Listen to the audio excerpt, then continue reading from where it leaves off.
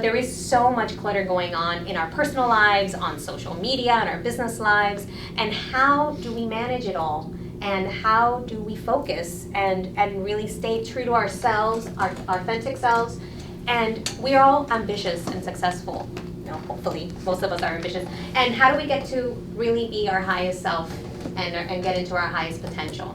And so that's why I thought this was a great topic, clearing the clutter. It's very dear to me and the other panelists and moderator today. So I wanted to introduce them. And actually, really quickly, why don't we each say what our ask is, because we're all going to say what our, give our bios.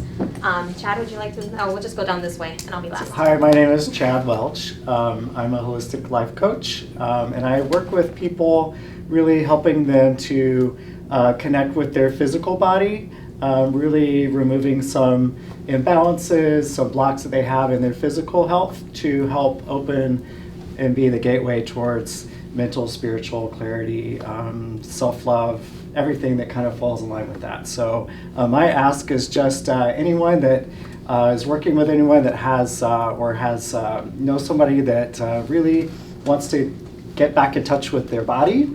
I really love to work with those people. So. Thank you. And we're going to give longer bios for you, by the way. That's all good. Monica. Hi, everyone. My name is Monica Reyes, and I am a short story. I'm a mindset coach. You'll hear the details in a little bit, how I got there. And I guide high-performance women to have empowering mindsets, have inner peace, and I do that with Kundalini Yoga meditation and through my own mindful programs. And my ask is I have a British Virgin Islands retreat coming up June 7th through the 11th. It's going to be all on awareness, self-awareness, and I'm looking for women that need a breakthrough, that need a kick in the mindset, is what I say. and that's what they're looking for. This is the retreat for them. Nice. Thank you. Kick in the mind. Gabby. Hi, I'm Dr. Gabrielle Pulici, also known as Gabby, and I'm a holistic health expert and professor and entrepreneur, and I work with women who are building health and wellness businesses. So I support them to build a purposeful and profitable holistic business, and I do that through one-on-one coaching and through my group programs. And the ask would be if you know anyone or if you are someone who's building a holistic business, so that would be health coach, personal trainer, Pilates instructor, meditation teacher, and just want some advice or some support about the business side of things, I would be a good fit for that. Great. And I guess I'll be last, and then you're gonna do that whole thing over again. But it doesn't matter. Repetition is fabulous. And I'm Alexandra. I am the founder of Mission-Based Branding Institute. And my ask is I am putting together a deep dive, what I call mission map, on May 21st, and I'm looking for 6 to 8 missionpreneurs, mission-driven entrepreneurs who are interested in getting really clear about their mission and tying that to a strong business and a strong brand. And we're going to go deep in for each of my missionpreneurs that are going to be attending. So with that, I'm going to give it back to Gabby. I'm going to sit over there so I can take scrupulous notes like I always do. And thank you, Gabby. Gabby actually did a talk earlier this month at another one of our members, which is the Center for Social Change, on a similar topic. It was spring cleaning, but it was really going into the mind, body, and emotional and physical space aspects of clearing and spring cleaning. And Gabby is the founder of Women in Wellness. She's also a professor, university professor, and she's fabulous. So thank you, Gabby, for being our moderator today. This is so fun. I love the Holistic Chamber of Commerce, if you can't tell. I just think it's an amazing group, and we have an awesome panel today where we're going to talk about decluttering, and we're going to talk about it holistically. So we're going to talk about it physically, mentally, emotionally, spiritually, all the ways we can clear some clutter and bring in some fresh new energy, find things that are inspiring. So I'll start by introducing Chad. We'll start with Chad. I'll give an introduction, and then I'm going to ask him to share a personal story, and we're going to do some Q&A. So I'm going to tell you a little bit about Chad. Chad is a licensed image consultant in the state of Florida. He is a Tier 3 master trainer through the American Council on Exercise. a certified fitness nutrition specialist from ACE, a holistic lifestyle coach through California CHEK Institute, an instructor for fitness companies such as spinning and TRX suspension training, a graduate of the Life Coach Institute, and a member of the Academy of Integrative Health and Medicine. And he's been featured in publications such as Ocean Drive, Jezebel, Rob Report, Men's Exercise, and a former Mr. Exercise in Exercise for Men Only magazine. Chad is also a member of adjunct faculty at Barry University, where he's the resident mind-body meditation instructor. So we're very, very happy to have Chad with us today. And Chad, if you don't mind, can you share a personal story from your life when you had to clear out some clutter, and that could be physical, mental, emotional, spiritual? Sure. Thank you so much for the Yeah. beautiful introduction. I'm like, wow, who is that she's talking to? I don't know who that was. I don't know where you got your information from. Sources. But thank you. So I think, one thing that we really should acknowledge right off the bat is clutter can be lots of different things to lots of different people. The topic that I'm going to talk about right off the bat is relationships. And this is a relationship a few years ago that I had to really acknowledge that it wasn't serving me anymore. It wasn't serving the other person anymore either. And it just so happened I was in a relationship with someone that was my best friend. So it was a really, really difficult decision for me to really process and to really begin to let go and to realize that it really was not, it was becoming clutter, if you will, but it was really taking an emotional, physical, mental toll on me and the other person. And the difficult thing is a lot of times in life we have relationships that are not bad. They're nice, it's a good person, but they're not really nourishing for us anymore. And maybe we're created in a certain time of our life that we're not in that same place anymore, and the other person isn't there, and you kind of are in different directions. So it was really important for me to just acknowledge that that's okay, that was not because it was my fault or it wasn't something I had failed at. It was just the nature of the progression of my life and the other person's life.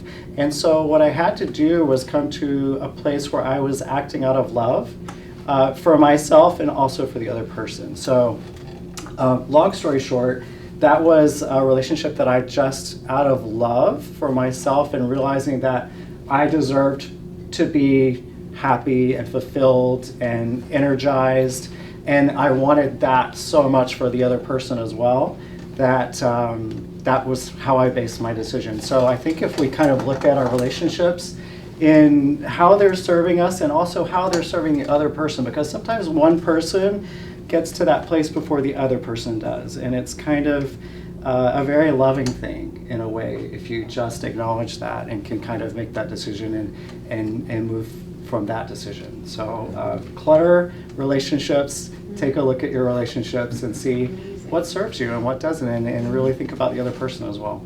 Yeah, that's such a great interpretation of clutter, and that's really powerful. I'm also going to introduce Monica and tell you a little bit about her before we get into the Q&A portion of things. So let me tell you a little bit about Monica. Monica is a spiritual success coach.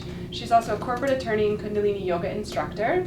As an attorney, she owned her own law firm for 5.5 years, experiencing high stress from fast growth.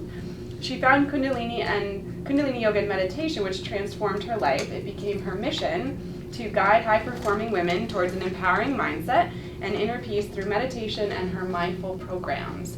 So, Monica, I'm going to ask you the same thing that I asked Chad. Do you have a personal story of a time where you had to clear out clutter from your life? Yes. And how did you do that? I do. It's interesting. I go through and I notice I have pattern recognition as a strength, so I notice these cycles in my life that are yearly.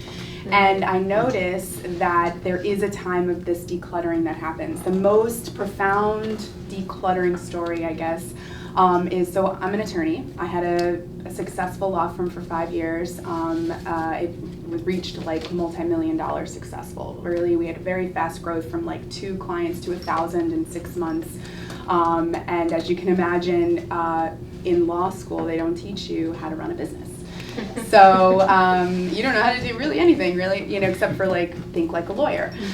So I that's where I kind of came into this whole like learning about business coaching, and so I completely value that whole world. But what started to come up for me during this business was a lot of fear. And what I started, that's where I found spirituality, and I started to learn that it was very important to declutter the fear and sort of these limiting beliefs that you have, that you grew up with through your childhood. My mother came to this country. She's Peruvian. She was an immigrant. She came at age 17 with $30 in her pocket. So she had a lot of survival, right? A lot of don't trust anybody, a lot of fear, a lot of so I grew up with that. And so I had a wall up my whole life. I didn't let anybody in. I was very scared. I had a huge fear of public speaking. I had a really hard time connecting. I would walk in the elevator like this, afraid of anybody actually, to talk to me, because I was just really, really uncomfortable. And so when I had this law firm and I started to learn all of this self-awareness, and I started to shift in consciousness using Kundalini yoga, I realized that I woke up one day and realized, oh my God, I'm not happy. And after, I worked on myself, and so I realized that my definition of success was not aligned with who I was. I was running my law firm, I was running another business, I was also co-producing this Women's Success Summit with Michelle Villalobos, I just was like, oh my God, I'm just not happy, and so my idea of success was from my parents, become something, become a lawyer, become a doctor.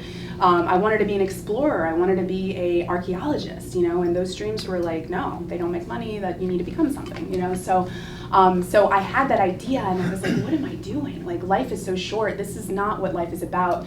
And so I decided to leave law. And so that was probably the biggest decluttering that I ever did. And what I did instead was follow my heart and choose to be happy now. And that this was a whole long several year process of starting out with fear and all, and working through my own mindset. But imagine, now I love to speak, I love to work with women. I mean, I'm coaching now, but had I instead chosen a life of fear and avoiding that, I wouldn't be living my mission. So it's really important to acknowledge, what are you feeling? Are you really excited about what you're doing? And just being self-aware. And meditation is beautiful for that, because it actually increases your capacity for this awareness, so that you can sort of really acknowledge your own feelings, see what you're, what the universe is sending your way, what opportunities, a lot of times we deny those because we have this idea of what we think our life should be, but if we just sort of let all that go and be present, we can see what we're meant to be. That's great. Yeah, that's really powerful. Yeah. So I think you both said really powerful things in terms of making this transition, right? So I see decluttering in the way that you describe it as a transformational process, right? You start in one place, you recognize through self-awareness or self-love or meditation that something needs to go, something needs to shift, okay? So I'll ask you, Chad, first, this letting go process, whether it's a human person or it's a job or it's just something, in your life, like too much coffee, this letting go, how do you approach that, and how do you move through that and get, to the other side? So I think, as Monica said, it's really important just to embrace your current feeling about a situation. Just if it feels bad and something is not resonating within you, and you know that there's a part, I'm really big in my life now on what's nourishing. If a relationship is nourishing, if a situation, if a partnership, if I'm a member of an organization that just is not resonating with me, if I'm having to sell why I'm valuable to someone or make them believe in me, then that to me is a clue that maybe I'm on the wrong frequency. Not that that's wrong or right, but it's just not aligned with my frequency of how I'm operating and what's nourishing to me. And what's nourishing to each one of us is very individual. And so I think just through being aware and present and recognizing and sitting with what feels bad. Sometimes I think when things feel bad, we feel like we should shut it off and kind of move away from it and go over here to the other direction.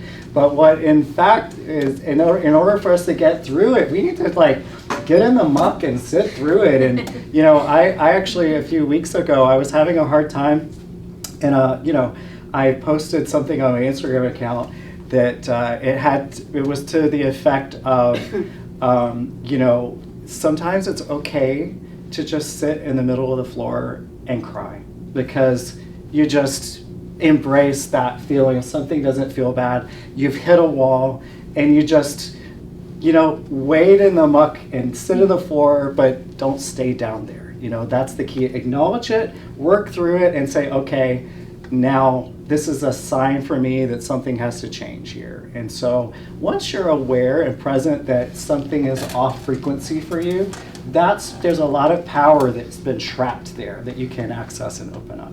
So I think that being able to just acknowledge it and know that in that feeling bad or something that doesn't feel good, that there's a lot of your power right there that you can open up and access. So That's I'd awesome. say that.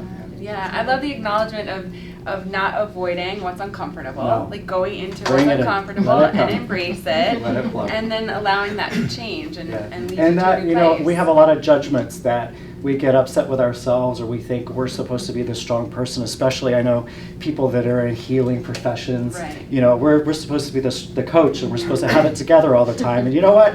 I'll tell you right now, I don't have it together all the time, and I'm okay with that. I'm real, you know. That helps me relate to my clients better, because I've been there, and I go there with them, and we sort through it. So I think that's really important to acknowledge. Yeah, that's awesome. So I'll ask you also, you made a big change leaving law and then going into coaching and meditation, and so did you freak out at all about leaving law? Was that like scary? It was a year-long decision. It's interesting going back, because I write a lot, and going back to my journal a year prior, and it was like, why am I not passionate? Why am I feeling this way? Should I be with my business partner? Should I, you know, it was like I was already asking these questions. And yes, it was so scary. What are people going to think of me? What are, you know, like, oh my God, I invested $200,000 in a license. I have this law firm. I have a business partner. Think about all of those like loose ends. What do? You know, but at some point, like, you just have to be happy. And I wasn't happy. And so you just have to acknowledge the fact that, like, I'm not happy right now. Why? You know, and so it's the same process. It's like, this is a 4-step process that I use with my own clients, but it's like recognize, accept, investigate, and then non-attachment. You are not your story, you're not your belief. Like, I am not my parents' story, right? I can be successful without being an attorney. I can be happy and successful, right? You don't have to, like, it's incredible, like, when I go into the legal community. I was actually featured on this, like, really large blog called Above the Law. It's like, you know, and the woman asked me, one of the questions, she said, so tell me about this statement that I hear all the time, that lawyers are not meant to be happy, you know? And so, like, gosh. You know, but think about that. You know, how, you know, you know, it was a big deal, but the pain of staying in it and not being happy was much greater than the pain of, you know, I was like, my mom supports me, my husband supports me, my business coach, Michelle Villalobos, supports me, like, my best friend supports me, so who else do I need? I'm going. Right. I think I hear that a lot too, about that the pain of staying sometimes is so much more than the fear of the unknown and what's going to happen and all the people that are going to be disappointed. And the interesting thing that happens is once you make that decision, the universe just realigns everything in your life. The people that were a problem for you or the situations tend to just dissipate, and all of these new people, new opportunities, and new energy just floods in, and it just opens up a gateway. And it happens pretty quickly, because once you get right with authentically aligned with the universe, the process, like, get ready. because and you can yeah. tell, like, and You that's can the feel it, thing, like yeah. you can tell prior to, so the patterns, like you can see, like, okay, this is like, there's a lot of chaos right now. It's not feeling right. It's not, you know, you can see when like things just aren't working out. So like, there's got to be a shift, you know. So I knew, I was like, things were just not working out. There's got to be a shift, and so I was like, it's going to be a big shift. That's really great. So since we're in the Holistic Chamber of Commerce and we're talking about things holistically, I wanted to ask you, I'll start with you, Chad, again. Do you think that clutter in one aspect of your life affects all the other aspects of your life? Or do you think you can compartmentalize clutter in one way and then? I think we can temporarily compartmentalize things, you know, and we can kind of keep something at bay for a while, but it's kind of like a caged animal. It's going to keep clawing its way, trying to get out until you acknowledge it and deal with it. So I think that, and what happens too is it keeps growing. It gets bigger and bigger, and then that cage starts expanding, and then it just busts open. And then that's when you're in trouble, because then it really does take over the other aspects of your life. And for me, I see this a lot in people's relationship with their physical body. When their physical body, they're not taking care of their body, they're not being careful with what they're putting in their body, with their food, with their energy, with the people they're surrounding themselves with, it takes a toll on their physical body. And so when you aren't living, and when your mind and your heart and your soul is not residing in a strong temple, that stuff starts to fall by the wayside. And so you can kind of see a shift when you start targeting one of those really important areas. It kind of spills over into the other areas. So it's kind of reverse. So clutter can spill through, but it also love and nurturing and health and wellness spills over into your other parts of your life too. So it's a two-way street. Yeah. That's awesome. And do you have thoughts about, was the fact that you didn't feel aligned and didn't feel fulfilled with work, did that affect your personal relationships or your? Definitely. Yeah, well, because, okay, so relationships are a mirror, right? So so it's interesting because there was a friend, a good friend, and I could not hang out with her because I got triggered, right? And so I would, you know, I'm such an investigating person, like I need to find out why. But I had to kind of like separate myself and, you know, until I was able to deal with it. But, and it was because I felt she was inauthentic. So I was like, all right, so there is something there. So I'm being inauthentic, right? If I'm feeling inauthentic from her, there must be something in me. When I realigned myself to my purpose, that inauthenticity from her no longer triggered me. And actually it healed. I mean, we're better friends than ever. So, you know, like your relationships are absolutely and so that's what I do with my clients. I would kind of reverse engineer like what's going on around you, and then we can then look and see what's going on inside you. And but yeah, it absolutely affected everything. Right. Okay, before we open up for Q&A, I just want to get some tips from you. So, thinking what we heard from our beautiful audience about the things that they're working on and the asks that they have, do any tips come to mind, takeaways that they could do today when they leave here to get more aligned, to clear things out, to let go of something that's not working? Like, what's a good takeaway that you could share for them today? So one thing that I do, and this really changed my life when I made this realization, I started thinking about the day, okay, 24 hours in a day. And there are certain people in the world that make 24 hours in a day like 48 hours in a day. And then some people 24 hours a day and they get nothing accomplished. So since we're all entrepreneurs here and we all have businesses and we all have goals and ambitions, I think it's really important to have some tools on how to get really clear on how to get organized and how to focus in. You stay focused and stay in a flow during your day that's working towards your goals, making progress. Because you know, it's important to have goals, to know where we are going, and to have contrast, but it's really important for us to really focus on the progress, because the progress is where the happiness comes from. A lot of times, how many times have you like worked really hard, you met a goal, and you're like, oh, okay, I met my goal. But along the way, that's like where the real meat and potatoes come from, the substance. So I started looking at the day, and I was like, how can I simplify this so I don't wake up in the morning. You know, I just started my business about a year ago, and I've just got, everything just seems so overwhelming. Like, what do I do and where do I start? So I started looking at the day in manageable increments. So if you look at 20-minute increments, there's 72 20-minute increments in every day. Now, we can get a lot of things done in 20 minutes, right? You can go get a workout in, a quick cardio workout. You can do a little walk around the neighborhood. You can clean up the kitchen. So all of these things that nag us, that bother us, that it's clutter, right? So you can do anything in 20 minutes. Everybody has time. This story that we're all I don't have time, let's start turning that into I have time, I have commitment, I have the platform to do whatever it is I need to do. So, and I call the people that can manage time, which to me, meditation is the gateway to that. Meditation, being present, being clear in your mission every day is like you're a time billionaire. You know, you make, you're like what people do with money, you do that with time, which is infinitely more valuable.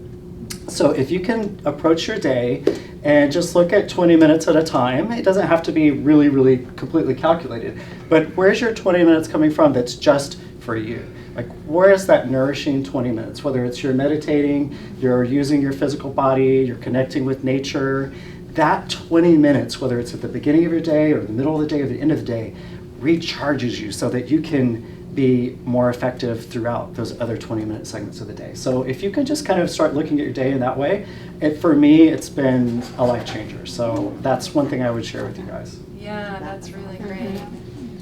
It makes it seem so much more attainable. It's more approachable and it's more attainable, and it's not overwhelming. Because you can get a lot done in 20 minutes. And how empowering is that to know that you have 72 of those times every day. Yeah. Okay? I mean, you're going to sleep at some point, so maybe you don't, but still, you know, it is what you make of it. Right. Yeah. Thank you for sharing that. Any thoughts about some tips and takeaways that we can do when we leave here? Yes. Well, I mean, I can tell you what the first thing I do when I meet somebody, or like when they come into my program, that's pretty simple and pretty effective. So I put them on the first thing we do is, so you've got your, Chad's got sort of the bulk of the day. So what I focus on is the beginning and the end. So how do you begin your day? And by putting in these two, so basically starting off with like an intention. What does your perfect day look like? What do you want your day to be? Who do you want to be like tomorrow? So like starting your day off with like, I want to be focused, I want to be productive, and like going into it with a strategy each day. I have a strategy for everything. Every event I go to, literally everything, every birthday party with my, I have a 3-year-old daughter, everything I've got a strategy. I want to meet this. It's setting an intention and just getting mindful and conscious about versus just like starting your day with your phone or, just like kind of going for it and like leaping into it. Like, well, how about we like step into it with a focus? So that's what I would do. And then the second thing is ending your day with gratitude. What are 3 things that happened? Somebody held the door for me. It was like anything. 3 things that you're grateful for, and then one extra one about yourself, which will start to develop this like self-love relationship with yourself. What I love about these practices is that typically when women come to me, they're in a very chaotic state. They're very unhappy. There's just stuff's happening all over the place. They feel very much like out of control. When you set your intention, you feel way more in control of your day, way more in control of your life, because now like you're telling your life what you want it to be. You're telling your day what you want it to look like. And when you set this intention, I mean, the majority of the time it's going to happen. If you believe it will happen, it will happen. And what starts to happen is your life starts to transform daily. You start to have better days. So it starts to produce this like environment which is perfect for transformation. It's hard to transform when there's chaos and negativity and relationships are like not working. But if you can start to just transform your day daily using these 2 just simple, easy, effective techniques, you'll start to see your days get better. Things are starting to move in your way, and then now you can really start to work on whatever it is that you're working on because you've got this supportive, positive environment. Right. It reminds me so much of what we learn in Kundalini Yoga about those habits, right? You know, 90 days, you start to form it, 120 days, it starts to solidify, a year, it's like a fixed thing, and so that's really great. So I'm going to open it up to everybody for Q&A. Do you have any questions for Chad or Monica about anything that they shared with us? Anything that came up? Any questions or tips? How to set an intention, or how to end the day with gratitude? I've got a bunch of questions, but I'm going to let you guys. Anybody have some specific? I have a question about space. You know, I always find myself like needing or desiring more space just for me, and doing it on a consistent basis, because I'll take a day and I'll go to the beach and that'll be amazing, and then the next 2 weeks I'm traveling and like things happen, and you know, I'm interested in like creating a space for myself that's free of clutter and free of to-do lists, where it's, because you have your personal to-do list, you know, if you're into personal development like I am, or you're into your spirituality. I have just as many to-dos for that as I do for, you know, business, right? And so I don't know if I'm being very clear, I'm not sure, but how do I get space just for Jen to just be, you know, what does that look like? Yeah. Awesome. Go ahead. So first thing I would do is like ask, you know, like exactly what you're doing. Jen, need space, you know, so just starting off with asking and just making, like, being aware of your language and that it's supportive of that, not like Jen is so busy, Jen is so stressed, Jen, you know, I'm so stressed, I don't have time. That doesn't create space. Like, just being aware of your language to be supportive of this you know, this intention of wanting more space, and also being okay when you don't have it. Being like, you know, if you have a busy week, because like we might not have space all the time, right? And just being okay with it and being like, all right, you know what? Like this week I'm gonna work my butt off and it's all good, and I'm gonna be busy, but next week we're gonna have that space. So just like, you know, being okay with it. Yeah, and I think too, just kind of to piggyback on what she said, if you are able to get that, you know, if that one day off or to the beach is what you're really craving, but if you know that, okay, this is a long work week, so I'm going to take my 20 minutes each day, I'm going to get a little of that feeling each day that's going to kind of get me in, it's going to energize me and get me through till I have that one beautiful day that I have, you know, nowhere to go and no one to be, and, you know, you can do whatever you want. If you just along the way, just ask and ask yourself, what is nourishing to you? What is it that you really want from yourself every day to make you feel connected, to feel in control, to feel nourished? And just write them down, make a list. You know, if listening to music or getting up 10 minutes early and having a cup of tea just helps you feel nourished, then just start integrating those little things in. And then by the time you get to the end of that week or that next week, you're not as frazzled as you would be had you not taken a little time like that throughout the time. So awesome. I'm also wondering if you guys have the experience, because you're both into meditation and spiritual practices, there's something about being mindful in every moment for me that kind of expands time and space a little bit. Like, do you get that feeling too if you're super mindful, even just like with what you're eating? Like, you're not on your phone, right? You're not checking email or something, but you're just eating and tasting. Does that, even those little things, create more space for you? I feel like when you're more mindful, my world becomes more beautiful. Like, I just notice beauty, feelings, emotions, sights, sounds, smells, and you kind of filter out a lot of what's not beautiful. It just doesn't touch you. It's like you have an armor on and it just falls off. It's really or it beautiful. looks beautiful too in some way. Yeah, exactly. So you're like, oh, that person just cussed me out. You know, oh, that's so sweet. You know, you just don't care. You don't care. You know, it just kind of reverses your psychology a bit, because it's just like you live in this state of just really, you see a whole other side of living in the world, and then you become much more appreciative, you know, when you're eating your food and you're realizing just how wonderful it is to just be in this moment and have a nourishing meal and in your surroundings and wherever you are, that you're happy and you're healthy and you're alive. And so, yeah, I mean, definitely so. Yeah. Any other questions?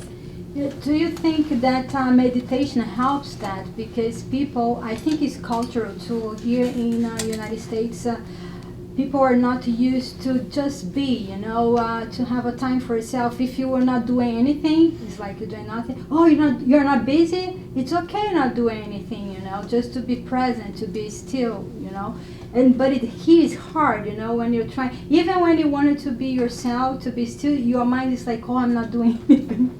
I should be doing something, How can you declutter that too? Is your mind? It's like meditation helps, like you have to do this meditation.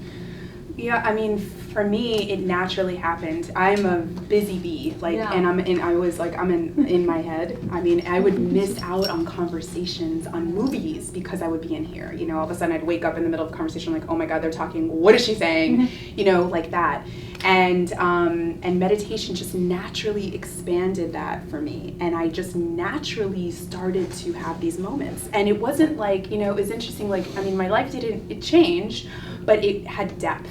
The moments had depth. Yeah. So it's normally I would just rush through the eating, but now it's like this depth of savoring it, savoring life, savoring moments with my daughter, totally different. And it's interesting because I hear, she's gonna grow up really fast, it's like it goes really fast, and I haven't experienced that because I feel like I have really, really savored my daughter because of meditation. I really, really grab a hold of each moment, and just, it's just totally different experience. But if you just meditate and it's practice, it naturally kind of happens. So it's like, do you feel like if you're in the present moment, so everything falls into place too, if you're all the time present, you're mindful of everything. Also, do you think that the clutter that you have in all parts of your life just fades away because you're more present in the moment? Well, when you're in the present moment, there's nothing from the past or the future in the present moment. So there's no judgments, there's no stories, there's no past experiences. And when you're in the present moment, there's nothing wrong.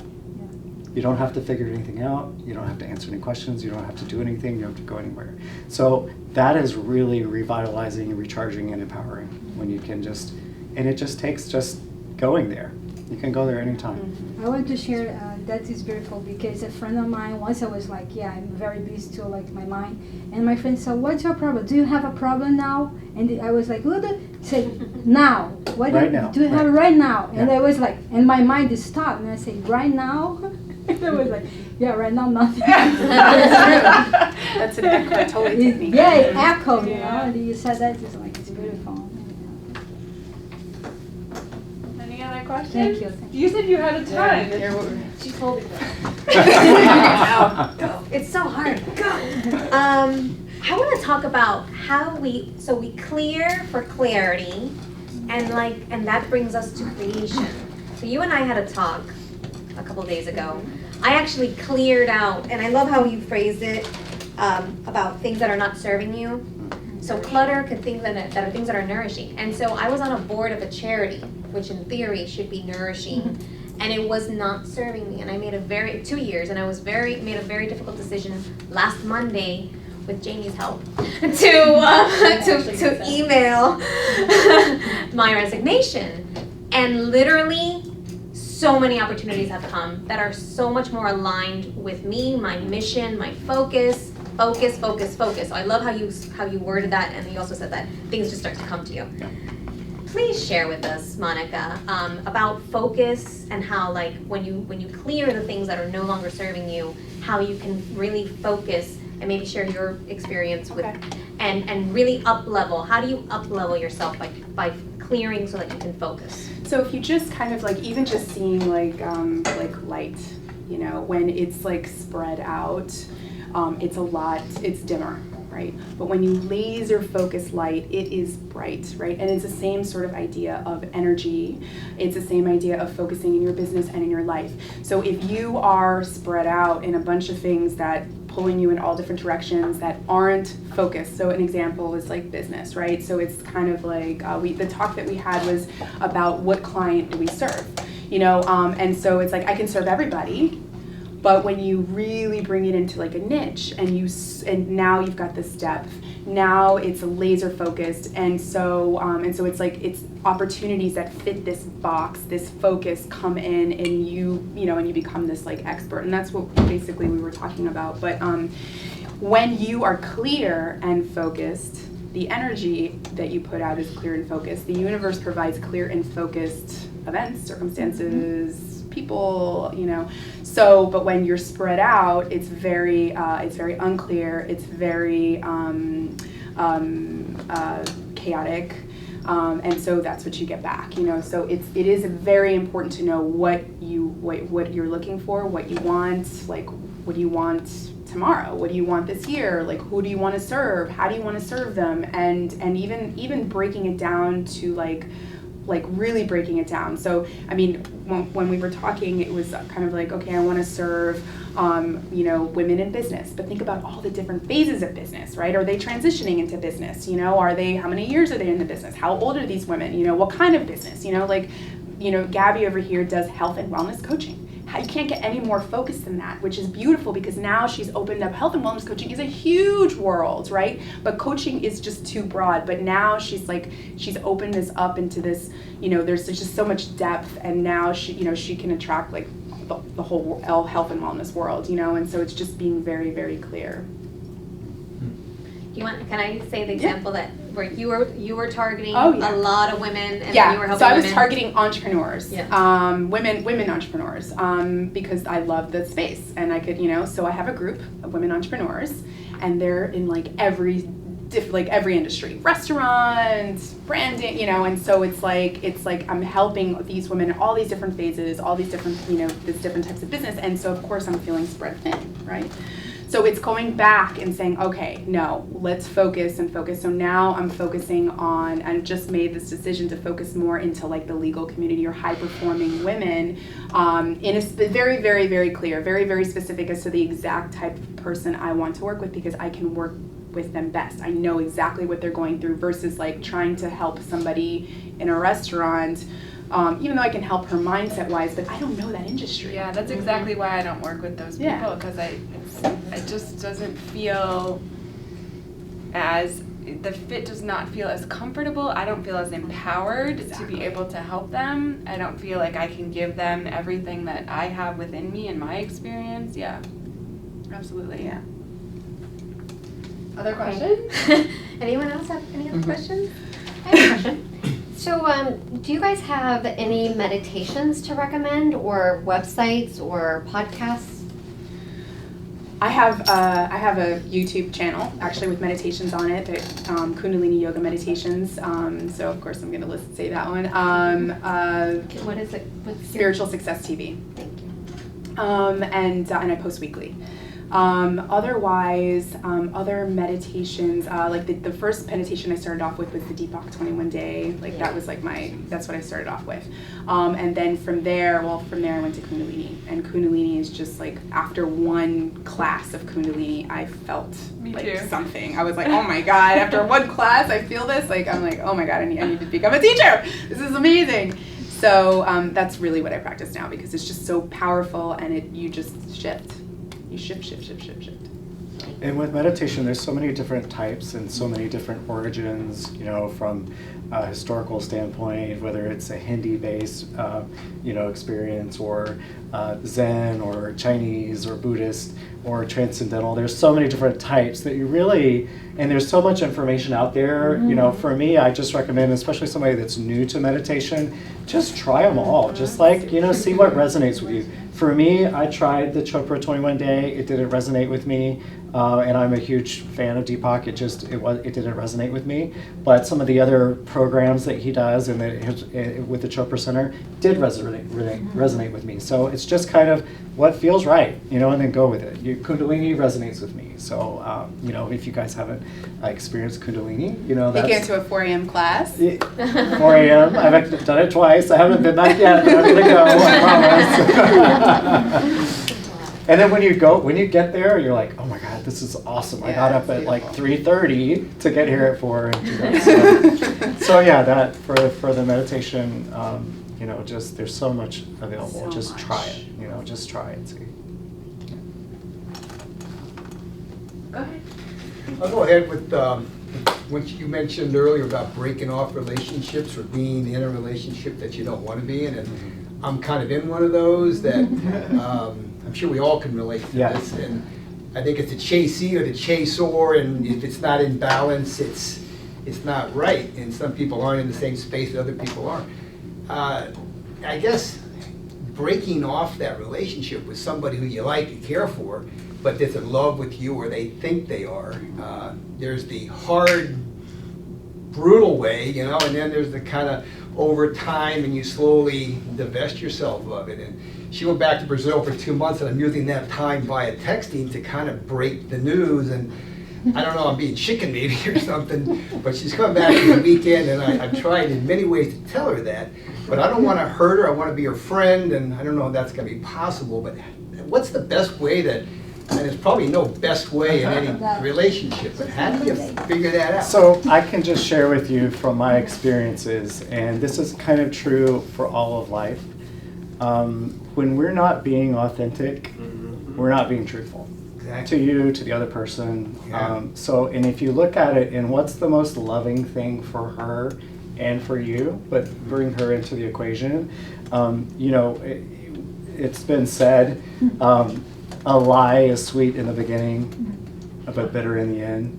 And truth, a lot of times, is very bitter in the beginning, but sweet in the end. So if you operate just of what's true, and you always go with that, you'll never make the wrong decision. It may hurt really bad, and she may hate you, and it may just really, but stringing it out, and I've done that before, believe me, I strung somebody along, and I thought, well, I'm just gonna break it to them gently in little easy pieces.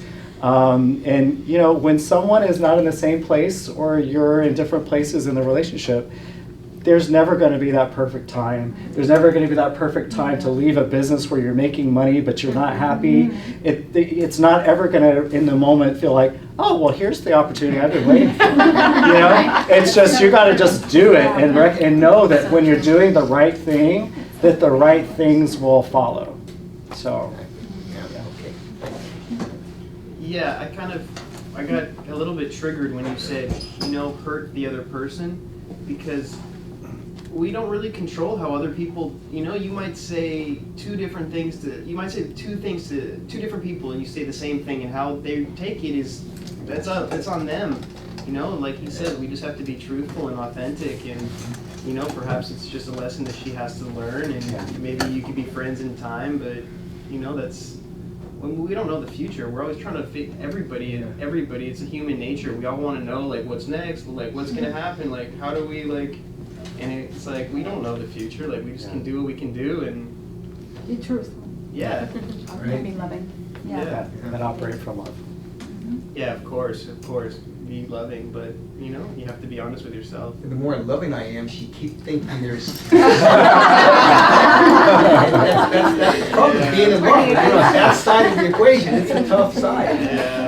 You know, so being honest though, because if I'm not happy, eventually she's not going to be happy. Right. I know it's bad for the long-term relationship, so you just gotta eventually say, hey, I'm sorry. And being friends is tough too, I guess, after that, because of the difference between love and friendship, you know. I think this is the topic for our next month. And that always has to be, but it always has to be 2 months over. Let's do a love Because panel. next month, the topic is based on what we got feedback from last month, Okay. which I'll talk about in a little bit. Do you want to talk about that? Maybe one more question. If not, I'll ask the question. I wanted to say that we didn't talk about physical clutter. And I know from your talk, you did talk about environmental, your office and your home. Could you maybe any three of you, or any of you three, speak to any tips you can do about physical clutter and how that could be triggering? Like, I have found I am in chaos. When I am in chaos, there's usually chaos going on in my business, at home, and in my relationships. I see parallels, and so I know you asked that. I see parallels in all my life. So when things are tight in certain areas, things are tighter in all areas. Of course, some imbalances. Can you speak about the physical and environmental? I always use this analogy. You know how when you get your car detailed, it just drives better? Like it literally, like I don't know how that happens, but it just literally drives better. It's a happy car. Because your energy about the car changed, because now you're more excited to drive that car because it's clean and it's all pretty and it smells nice. So when we have our environment around us that is not in alignment with what we're trying to do or who we're trying to be or who we actually are, it throws us off. You know, I know, like if I have dirty dishes in the sink, that is like my thing that it just, I cannot, I can say, well, I don't have time to do this, so I have to go do this. And I will not have a full experience of what I'm doing because that dishes is bothering me so this is where your 20 minutes comes in, okay? That's what I said, you can clean up that kitchen in 20 minutes. So yeah, I mean, your physical clutter in your home and your environment, in your house, in your office, it really does, whether you realize it or not, it's like that little nagging thing that really kind of gets in your way of what you really need to do. So really take a look at that. Yeah. I agree. I'm the same way. Like if my house is in chaos, I can't be creative.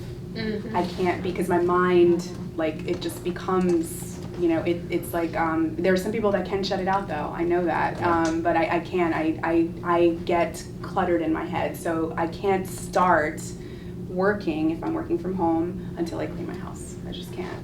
So, but it also makes you feel accomplished. Like it you totally did get something does. It's done. a task. Yeah, it's a goal. Exactly.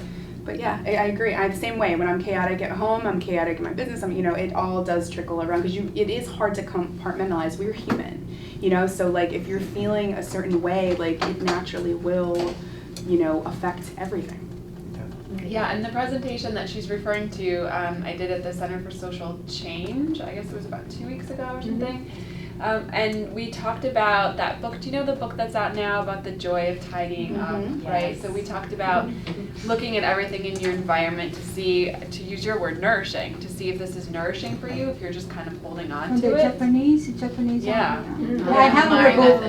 Yeah, Yeah. she's really good. I have her book. I use her techniques. It's really good. And yeah, so I mean, a little bit at a time. You don't have to do it all at once, but it's important to look at the things around you and see if there's. She says to do it all at once. No, Right. I see now your closet. She said that you have to she's like, throw everything that, but not your whole house. Yeah, at once. Right. But yeah, if you cleaning your closet, do it all at once. And it works. She's very serious about Yeah, that. She's right. like, there's no like one thing a day or a few things a day or as you're doing. It's just like you throw everything in the middle of the floor, take it off the hangers, take it out of the drawers. It's experience. Yeah, she says if you remember that something is like somewhere, she's like, is this every piece of clothing you have? And they're like, yes. And she's like, okay, because anything we find in the house, you don't own it anymore. And they're like, I remember there's